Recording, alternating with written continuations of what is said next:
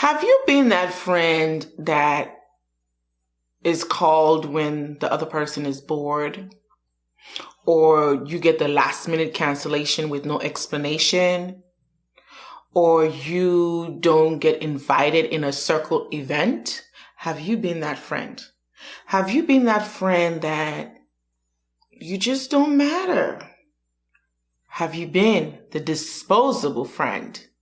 On today's episode, we're going to talk about how to not be the disposable friend, the friend that is discarded, trashed, put in the dumpster, or the friend that is used only when the other person feels like, well, they don't have anything else to do. Have you been that friend? Let me show you how to get out of that zone. On today's episode, we are going to talk about getting out of the disposable friend zone.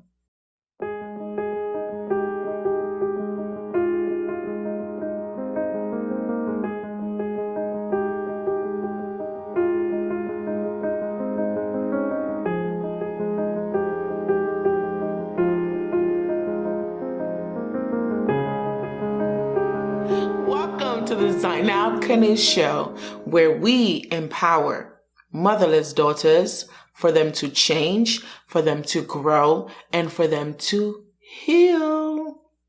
My name is Zainab and I am your host. Please make sure to hit the subscribe button so you don't miss an episode, and the notification button so you get an alert when I do upload new videos.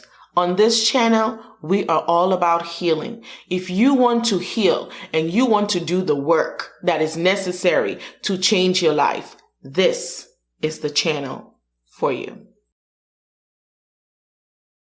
So today we're going to talk about steps to get yourself out of the disposable friend zone.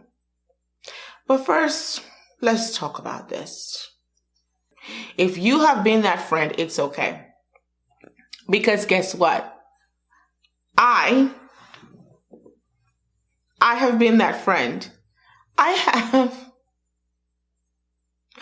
have been the disposable friend before. It is not a good space to be in. You don't want to be in that zone. Get away from that. Run. Get yourself out of that disposable friend zone. Get yourself out of that zone because you deserve better. You deserve so much better. You don't have to settle for a friend that doesn't value who you are. I want you to run. Run fast. Get away from that zone. That is not a healthy zone because you deserve so much better. You deserve so much better. Okay? So get out of that zone. But first, I want to explain to you or give you the definition of a disposable friend. And I'm going to read it to you. A disposable friend is the person that is considered disposable to the group. To the other person, you only provide a short-term benefit. So get this. To the other person, you only provide a short-term benefit. Why would you want to be that? Now, sometimes we get in that zone, we get put in that space unknowingly, involuntarily. I have been. And let me give you an example. Let me tell you how I was given the role of the disposable friend without my permission. Okay. When I was working at the bank, I had this lady that I thought we were friends, but it's now that I'm thinking about it and I'm like, I was that. So if I call her, she will never be available. She will never pick up. But when she will call me, I will always be available. And it would be like when she's bored or she can't reach somebody and she will keep me on the phone for hours. But when I call her back, she's never available. I don't think I've ever called her where she picked up. But when she calls me, I pick up. Another one, another role or another duty or another, what would I say?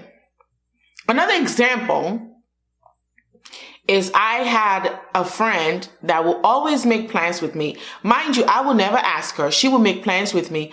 And then like literally an hour before, she will call me and cancel. She will call me and cancel like, girl, why? Why? I didn't ask for this. So I've given you two. The first one is when the friend was bored, she will call me. The second one is when they will make plans and cancel last minute without an explanation.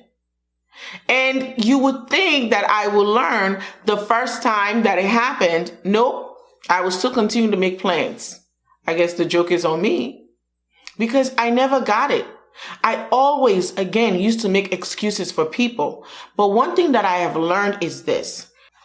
People make time for what is valuable to them. If someone doesn't have time for you, that means that you are not as valuable to them as they are to you. So you have to think about it. Don't be like me, where I kept making excuses over excuses upon excuses for the other person because I'm like, well, they're not that bad. You know, maybe they were busy or maybe they this or maybe they that. I have another example. This one it didn't happen to me. A coworker that I used to work with, she has this group of friends and they will have gatherings or they will have an event and they won't invite her. And I can remember she was so hurt one morning she came to work. She was so hurt because she saw the pictures on Facebook and she's like, but why? Why? And I had to calm her down because she was so upset. This was like probably 2 years ago. She was so upset that she was not invited. And it happened so many times. I didn't even know that is a disposable role that she was. She was the disposable friend. She was not valued. You know, I tried to tell her, well, maybe they thought you were this. Maybe they thought you were that. Maybe they thought you were busy. But the truth of the matter is, no. If they wanted her there, they would have invited her. So you see, those are 3 examples of the disposable friend role. You do not want to take on that role. I promise you, you don't want that role. A very, very painful role to be the disposable friend. So now that we're starting off 2021, I want to give you some things for you to be thinking about. I want you to be thinking about the people that you have in your life. How do they treat you? Do they treat you like you are disposable? Or do you treat other people like they're disposable? That's not nice. If you are the one that's treating people like that, that is not nice. Comment below and let me know, have you been the disposable friend or are you the person that is treating others as disposable? Comment below. And if you have also experienced it, let me know, what are your experiences? What did it feel like? What was it like being that friend? I want to know. So I want to say this again. If you are in this role, the disposable role, run fast away, because it's almost like when you're dating someone and they only call you for sex because they're horny or something, they have the itch, the scratch, and they call you 2 o'clock. Or when you're talking to a guy and they only call you after 12 o'clock at night or something. They never check on you throughout the day. They don't care how you're doing. But when nighttime comes, they know you. I think Jennifer Lopez has a song about that. I forgot the name of the song. It's a new song too, where you tell me you love me in the morning, not just at night. I forgot the name of the song. But yes, so think about that. Like, do you want that? Those type of relationships don't go anywhere. It's like a user, like you are voluntarily subjecting yourself to being used. Get out. Fast. Get out. So I've given you 3 examples. They only call you when they're bored, they cancel last minute, and they don't invite you to events, to functions. So now that we've talked about those 3 roles, those 3 examples, right? We are going to talk about first what you really need to do when you start any kind of relationship, any kind of friendship, before we get into the steps. I'm going to give you the steps a little later, but I want to give you something for you to think about. In any and all relationships, whether it's friendships, it's personal, it's business, you always want to enter that relationship with respect and value. If you enter a relationship where the other person doesn't respect and value you, and you don't teach the other person how to treat you in the beginning, the chances of you being able to teach them or correct them in the middle of the relationship is very slim, because it is hard to change comfortability. This is how people become complacent. When someone is comfortable with being the abuser, now they have to switch the role. And remember, most abusers don't see themselves as that. And now you want to change them? You want to have them switch up on you when they're used to treating you like trash? Now you want to tell them to treat you better? What's going to happen is the relationship is going to discontinue. The relationship is going to be destroyed first before that can ever happen. That is why in any and all relationships, it is your responsibility to establish value and respect. And not just that, teach people on how to treat you. If you want to maintain a healthy relationship, you have to initially establish boundaries, respect, and value. When someone does something to you once and you don't like it, don't be like me and try to tell yourself that they didn't mean it. Maybe you are overreacting. No, if it doesn't feel right, it is your responsibility to address it so that you can correct it in the beginning versus correcting it later. You cannot be okay with me calling you a bitch the first 20 times, and then when I call you a bitch the 21st time, now you're telling me I can't do that. Now, for me, if you say that to me, I'll be like, okay, you're right. But for some others, they'll probably be like, no. This is our relationship. This is the dynamic of the relationship. So it is what it is. Like now you want to switch up. Then they're going to start thinking that you being too much. You're asking for too much. You thinking you're all that. So that's why you got to let people know from the gate who you are. I'd rather you dislike me for who I am than you like me for who I am not. It is better to be liked. Yes. But you don't want to be liked at the expense of your emotional health. So an example would be is when you go to a job or you start a friendship with someone and then they start throwing jabs. They start making all kinds of funny memes or, being mean and cruel to you. And they be like, girl, I was just joking. No, that's a test. They're testing you. Don't girl, I was just joking me. You're testing me. That's not funny. Okay? So in that space, when they are starting to kind of test you, it's at that time that you kind of explain what you are okay with and what you're not. You need to educate the other person because it's a new friendship. It's a new relationship.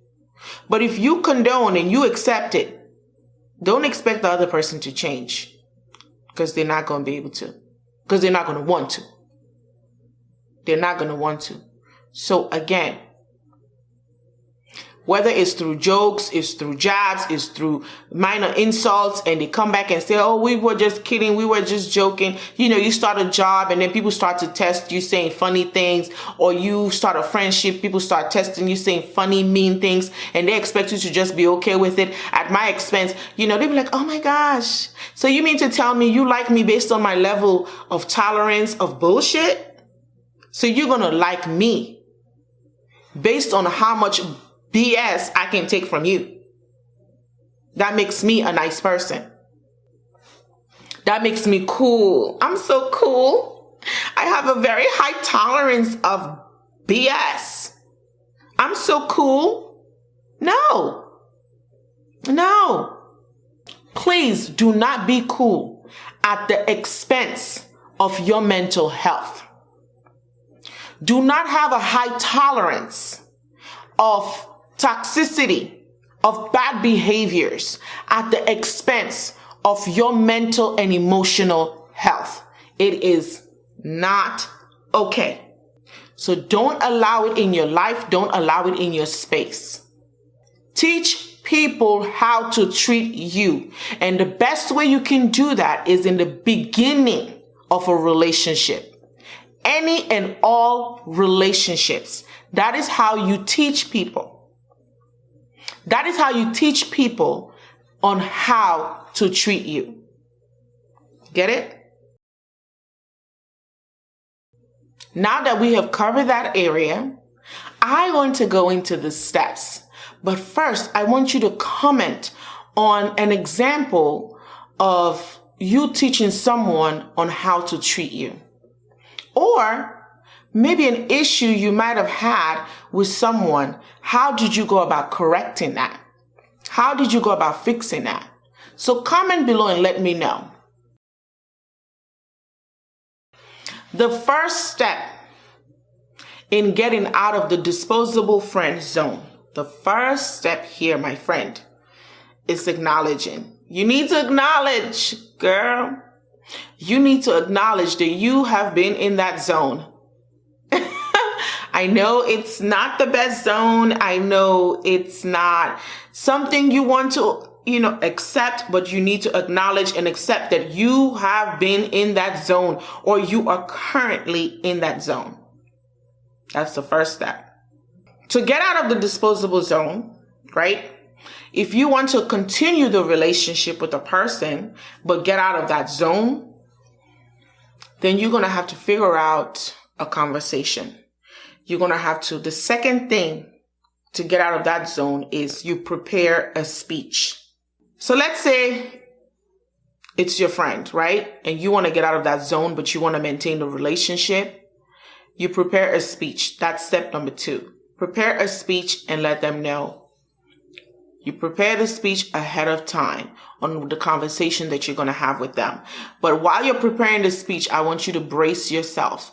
I want you to brace yourself in knowing that there is a possibility that the conversation can either go left or it can go right, depending on the other person. You must know that they can say no. They have that right. They can say no. I like our friendship. I like our dynamic. I like the way it is. So no. Okay. Number 3, plan an exit. Plan an exit. And what I mean by that is if they say no to your request, while you're preparing your speech, you prepare your speech. You also need to prepare an exit. If it does go left, if it does go south. So number 1 is acknowledge and accept. Number 2 is preparing the speech. Number 3 is preparing or planning an exit plan when it comes to that relationship. Number 4, now that you've done all the acknowledging, you've done all the background preparation, it's time to have the conversation with the person. So again, you can have the conversation with the person. It can either go left or it can go right. They have a choice, left or right. Whatever they decide to do, it is their choice. You cannot tell them what to do.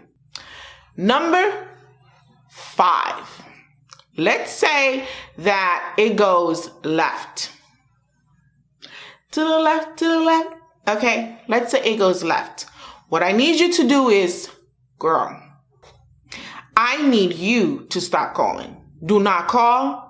Stop calling. Stop talking about it, because you are giving yourself the best. And the best is someone that is going to value and appreciate and respect you. Okay? So, you need value, appreciation, and respect. How can you have that with someone that is not even willing to change how they treat you in a negative way? So please don't call them. Don't call them like I did and try to fix it. Don't call them. No. Okay. A story. So I had a friend that some of this stuff is so embarrassing. I'm going to tell it anyway. I had this friend and we went to high school together, all the college years, even though I went to college in another state, we still remained friends. When I would come back home, we would hang out, do things. Even when I was in college, we would chat, but whatever. But I realized that I was the only one that was calling her. So one day I had a conversation with her. We worked at a bank together. And I was like, well, I'm always calling you. You never call me back. And, I just don't feel right. I'm all the one that's always coming over your house. You don't come over my house. And, I'm always engaging in your activities and all that kind of stuff. Whew. I was not prepared for her answer. This is what she said to me. It's either you're going to call me or I'm just like, I don't know what we're going to do about this friendship, because I have a lot of friends. I have a lot of other friends, it's not a big deal. Like, just continue calling me. And I was like, what? Like, okay. I guess this is a one-sided friendship.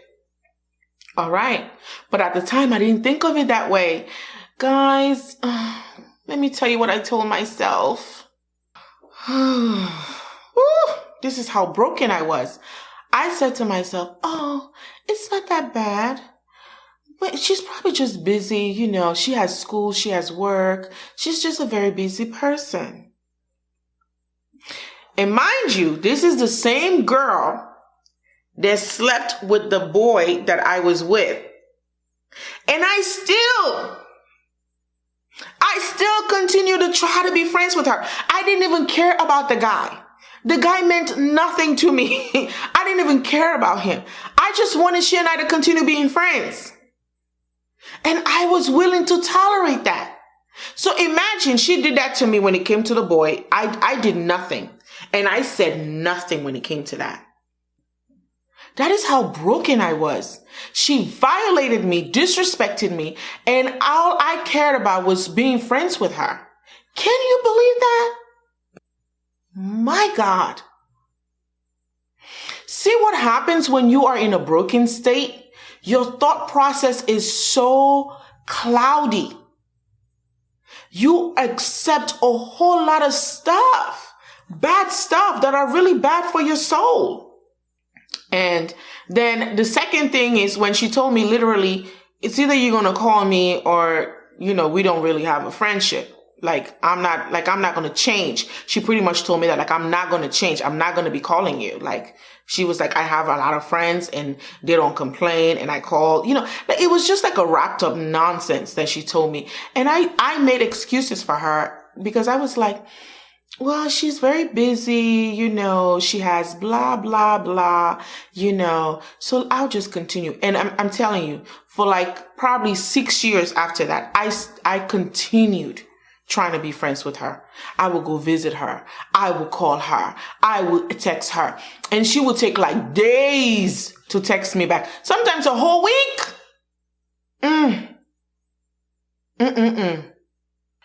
Man, when I think about that, when I think about some of the things that I have accepted and tolerated, Jesus, I was so mean to myself. I am so grateful for all the work I have done, man, because I will never accept that in my life now. I never. What? I will cut you before you even blink. You will be cut out of my life before you even get a chance to do that to me. Number 6, I want you to make that mental shift. That mental shift into changing what you accept and condone in your life. That person, that friend is no longer going to be in your life. I want you to make that mental shift and accept that. Accept and be excited for the fact that you are actually valuing yourself and actually starting the process of giving yourself the best. I want you to make that mental shift because I don't want you tolerating that. I don't want you tolerating that level of nonsense. You cannot be listening to me and watching my YouTube videos and not make that change. In making that mental shift, again, accepting that that person is no longer going to be in your life and start to become the friend that you deserve. Before you can engage in any healthy relationship or friendship, you first have to give that to yourself. You first have to have that. You have to be a friend to yourself first. You have to be that. So then you know exactly what a healthy friend looks like. So because I wasn't healthy for myself and to myself, when someone was unhealthy to me, I couldn't pick it up because I was already doing that to myself. So make that mental shift to say from here on, I am going to give myself the best. I am going to give myself the most healthiest friendship. I'm going to be that to myself first. You cannot expect others to give you that when you don't even know how to give that to yourself. How can you recognize what is healthy and good if you don't even give that to yourself? Make that mental shift. Change your thought process in how you see you and what you deserve. And number 7, stick to your plans. Again, I told you, don't call her like I did. Don't do it. And continue to maintain the friendship even after you confronted them. Don't do that. Make the mental shift and stick with it. Believing and trusting yourself to give yourself the best. Listen.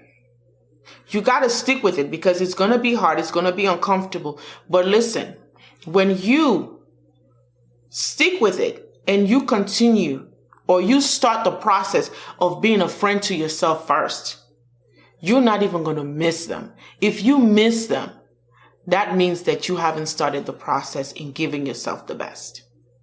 Because you shouldn't want someone around that doesn't even care whether you exist or not. They don't even care about calling you.